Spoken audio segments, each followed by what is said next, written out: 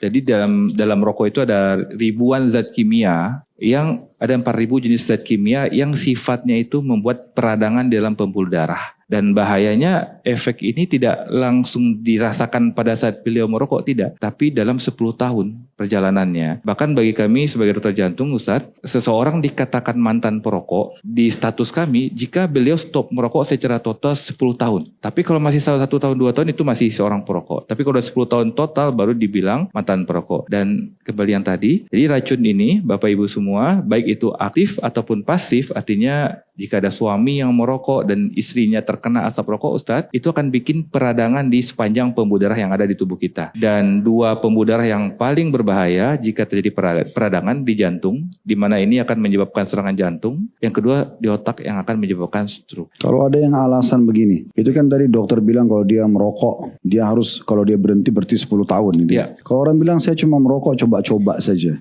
sekali atau 2 kali, ada efek nggak? Pasti, Ustadz. Seperti apa persentase efeknya? Supaya Baik. nanti di sini kalau ada yang mau coba-coba dia juga tahu efeknya.